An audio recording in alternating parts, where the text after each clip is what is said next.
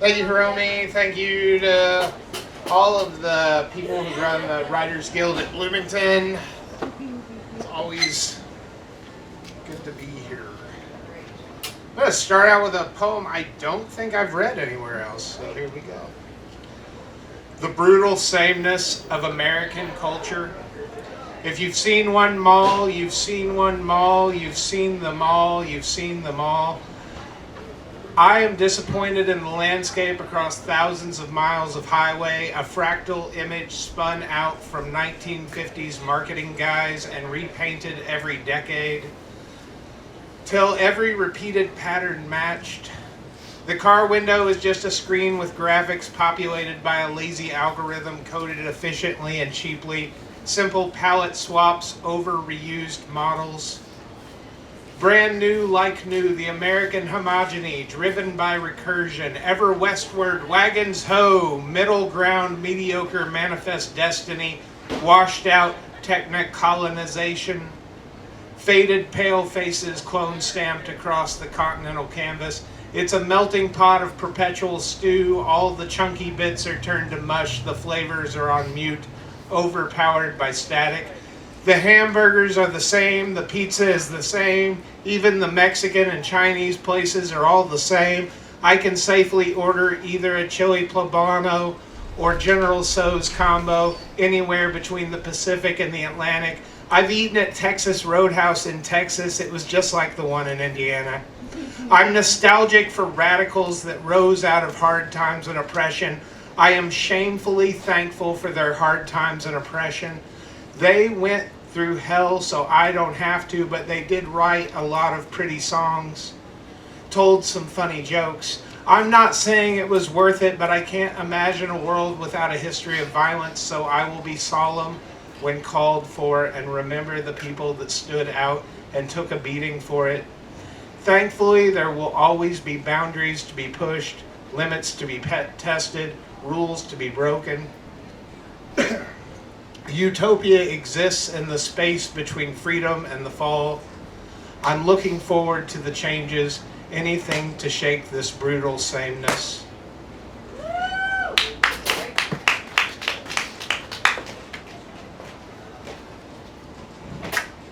Something old? No. Sabotage thyself. Ah, gee, I mean, really? What if I become more complete as a person, you know? Like, what if I become more tolerant and more accepting, and I get over myself and my habits and my hang-ups and my own shames, and everyone else stays the same old same? Come on, think about it. What if I really think and meditate and I get enlightened and I learn and create and share only to find that no one really cares? I could end up being a totally different guy, like a dependable person that loves fearlessly without conditions, but I mean, hell, what if I become a better person all for nothing?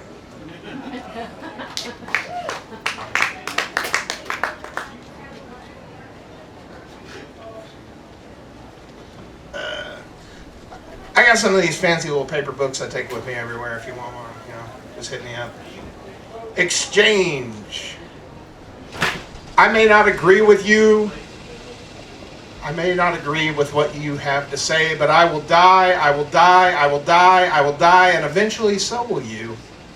And then the whole of existence will cool, and silence will spread like shadows at dusk. All of that kinetic energy from both your words and mine, movement, heat, and light, will hop from particle to particle, becoming bombs and baby's breath, and beating butterfly wings felt like Krakatoa oceans away. Before our bodies expelled the words, before our minds composed the lines, they existed as flesh and grass and the brilliance of a star, burning since long before Sumerians carved language into clay, burning before primate mouths could shape intelligible sounds. And now, here and today, solar radiance is dulled down to epithets at a red light, traded between frustrated strangers just trying to make it home before the heat death of the universe.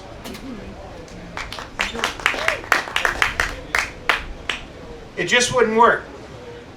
Your best friend, she's a goddess, and you're wildly, madly drawn to her.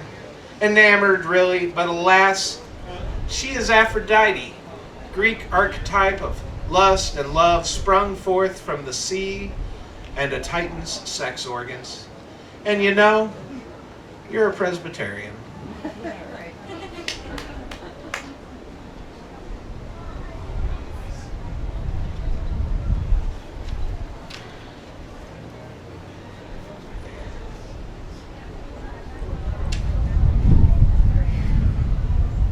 You okay down there? Sorry.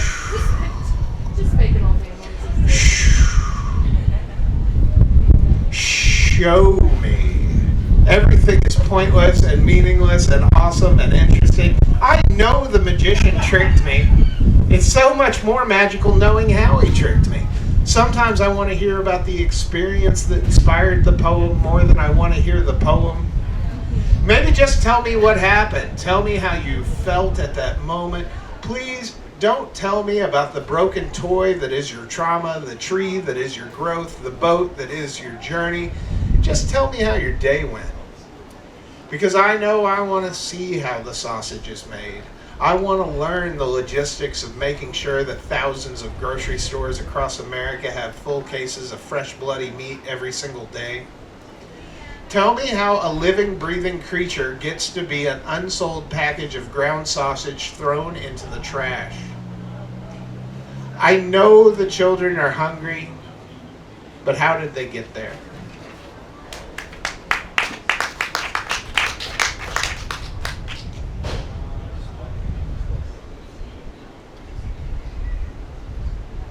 Sorry, I just want to read some new stuff. I just went on tour and had to read that stuff over and over. We want the fresh ones. Colony. We will never see colonies on Mars. We are decades away from anything that looks like life on Mars. So far from viable communities on Mars.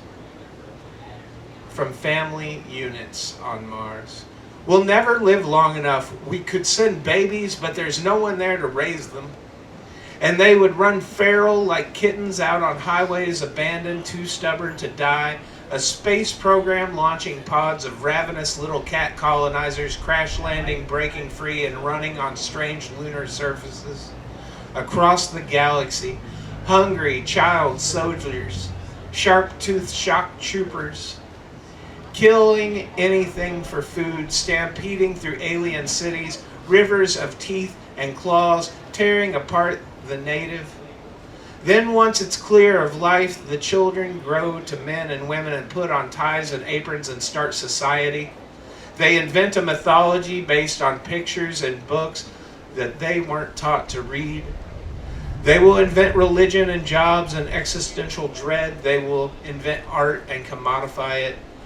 They will seek meaning in the stars and start a space program ad infinitum, forever and ever.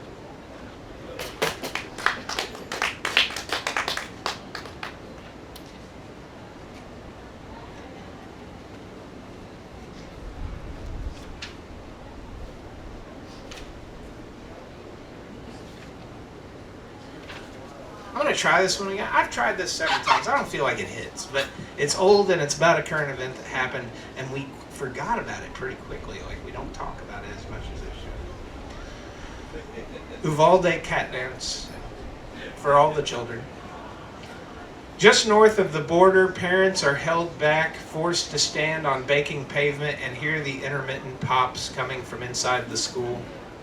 One mother in restraints, a father clutches his burning face, and inside a child is imagining a hero who can save them all, someone faster than bullets, and happier than this world where she is trembling under a desk in a hot, sticky slick of the neighbor boy's blood. That little girl knows, hopes, wishes for the only mouse that can get this cheese. 70 miles south, a sleepy little village wavers, dreamlike in the heat, steaming into existence, a place for peace, for siestas, for quick-witted mice who trick sleepy gatos. Across orange sands, streaks a blur that never loses its sombrero, like a firework skittering the surface of the ground, screaming Ipa, Ipa, Arriba. A little miniature victorious comet explodes onto the scene, spinning rings around Los Cerdos, striking daring poses only to dash off in a puff of dust and appear poised atop this gato's gun. But that doesn't happen because this is America, and when the muzzle flashes, there is only real life for little girls in American schools.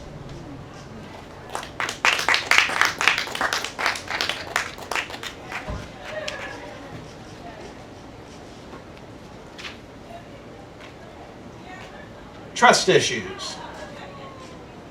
A song comes on the radio and my ex-wife is sitting above my dying mother, stroking her fine thinning hair, singing to her, "Every little thing is gonna be all right." And I didn't know the song at the time, but I loved it, and now it is mine to be held on to like goblin's gold. And I know all my loves forward, with whom I should share this, could be hurt by this, but a past tense person that is me still can feel it. I weep as the radio plays, and I know that back in that moment that I loved her more than I ever had before. And now, from here, from this place in the future, I can see that it was more than I ever would after. And maybe that made the end gentler, like a roller coaster ride coming to a peaceful halt. The universe is inherently unfair. Stuck there in that moment are two women who loved me more than I would ever return. I know that the person who is me living in the past, terrified and distraught, and the person I am now who knows every little thing is in fact going to be all right, still love her in that moment, even if I don't love her now. Even if I keep my distance because that love exists and bleeds into other moments, so I don't trust myself or my memories or anyone who stays friends with their exes.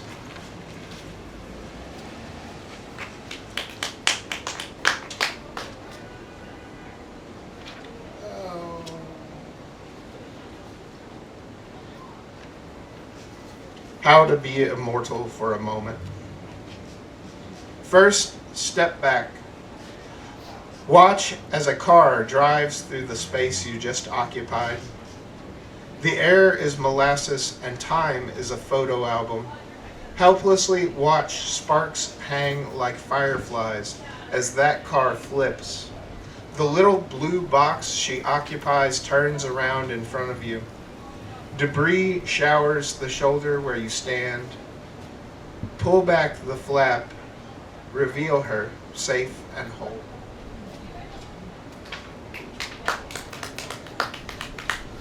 Dig two graves. Dying Midwest cities will attack anyone who wears a smile. Day drinking at her bedside in the hospice, a falling star, a total teardown, a cautionary tale. Embarrassment and humiliation feel so different. The haunted McDonald's has no mirrors. A perfect day. Sit on the curb in the sun, breathe exhaust. No more magic, only bitter children rise the next morning.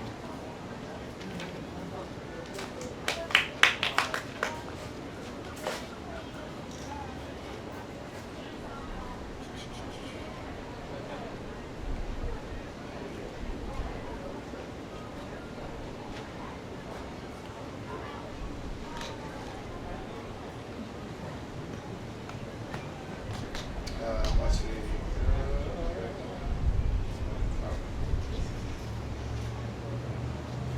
Total. Oh, that felt louder. Felt louder. So I was having a reasonable discussion with another poet who is a reasonable person, but he sucks all the joy out of everything that has joy in it. And he said, the side of a cereal box, no matter how eloquently read, is not a poem. And I said, I think Kenneth Goldsmith would disagree with you. And he said, oh, well, I'm sure there's a lot we disagree on. And I wrote this poem for the poet who does not believe the side of a cereal box can be a poem. Total. She's talking to me, and it's important, but it's heavy, and it's early. My mind is a sponge, dry and brittle and full of holes. I don't know what she is looking for, but I pray it's on the side of this cereal box. I'm sorry, I can't talk about your mother at this moment. I'm reading these documents. Nutritional facts, serving size, 3/4 of a cup. How many bowls would it take to equal all the nutrients in a single cup of Christ? Her mother isn't getting around well. She wants a bed in my library for when her mom comes to stay, to be infirm, to die. My parents had the good grace to not be a burden, to bow out early. There's 110 calories, 150 with skim milk, just enough to wet the bowl. Even my cornflakes are thirsting for more. Thinking about the milk in my head, I make a joke about her mother being a cow too dried up to make milk, but it's because I'm conditioned to make mother-in-law jokes by primetime sitcoms, and not anything against her specifically. She's fine. Life is fine. I have needs. I need 100% of my daily requirements based on a 2,000 calorie diet, based on skin that needs touch, based on an ego that needs stroked, based on what I hear on the street. Her mom needs to be cared for by the daughter she didn't care for. To be fair, my introduction to her was horror stories, gut punching, total fat, saturated, and trans. Maybe I'm not a man. I keep failing at manhood. How many bowls would I have to eat to equal the total euphoria of being held and cared for and to feel safe? Why is this a question of manhood? Her mother would probably know. She is still talking about the future. I am focused on sodium. I want to walk to the sea where I will scoop salt from the shores with my bare hands and be like him and be peace for me. I will leave soon for work, and we only have now. She is still talking. Her mother's situation is dire, and I only have the ingredients left. Corn, maybe from my hometown, and preservatives, life preservers from spoilage and dyes. Even my breakfast is made up, hiding behind a spray of yellow, makes it look fresh, young, and ahead of a life that's going to drag it down. I raise my bowl to my lips, drink from this, and this is my blood, and no everlasting life. Walking with my box and bowl, I kiss her, a peck on the cheek, 3 names for sugar, and love still ain't too sweet. It's a requirement, an obligation, a debt you didn't sign up for, to a loan shark charging interest on a complete breakfast you never got to eat. As I walk my empty bowl and spoon to the sink, I hear her, I love her, and I want this, and she wants this, but I can't afford all the cereal it would take to get any satisfaction out of this anymore.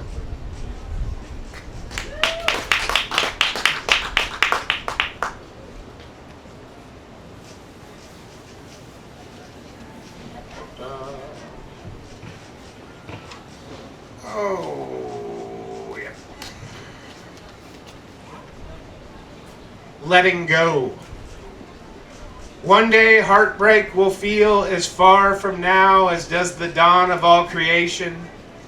There's a bone fragment on the shelf, and the story of how it got there is as beautiful as it is awful. I promise I'm not an amnesiac shuffling through the halls, clutching onto rediscovered bits of memory, missed by the purge of evidence of a day not quite as bad as I remember. To the uninitiated, apathy and indifference can mimic desperate longing, but I promise I'm not sentimental, just tired. There's no indigenous islander here crafting cargo cults in which hairpins hold significance. There's an unused room in the basement filled with someone's belongings held in storage. It expends less energy to ignore it than to dispose of it. Some might think it's a shrine, but I promise you that's no faith of mine. I'm not that superstitious. I'm a lifelong atheist. I only have an academic affinity for ancient artifacts. Haha, this is how that stupid primitive explained the warmth of sunshine, or how the moon came and went. But that ain't me. I've let the things go. They fell in heaps, but they're free to go on and leave. Go on now, find a new home.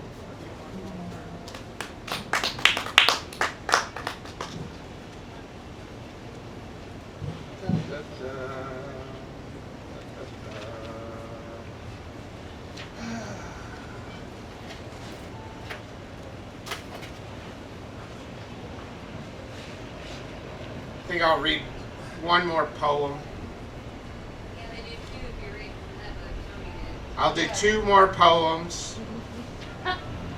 One of them's gonna have the word ass in it. Oh, no. But everybody sitting in this booth is probably cool. There's nobody eating at the restaurant today. And, huh? I censored mine. Yeah, but I've been thinking about it. You're talking about a donkey. But Hysteria read a poem about someplace else, and I'm going to read a poem about someplace else. SPE. Exaggerated art of desire in full living color, glorious, beautiful degenerates, sequined, tucked, and painted, tactless, crass piece of hot drag ass, on the main stage under the smoker's awning, a taboo kiss as she watches from behind the curtain. It felt just as right as every other first kiss. That was one of mine. So this book's called Centaur. It was released this year.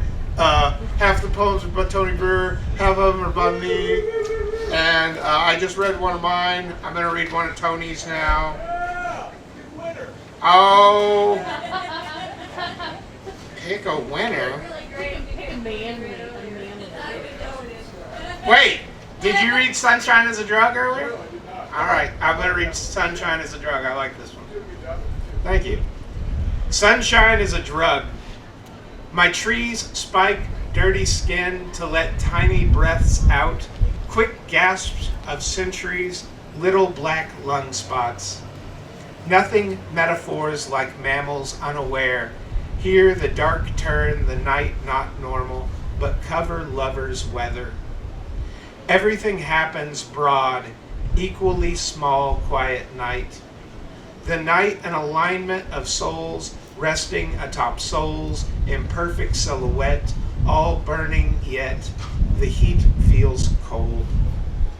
It's moving, always moving, stop unimaginable, all the garbage, all the nukes and love and sensitivity fit infinitely into it.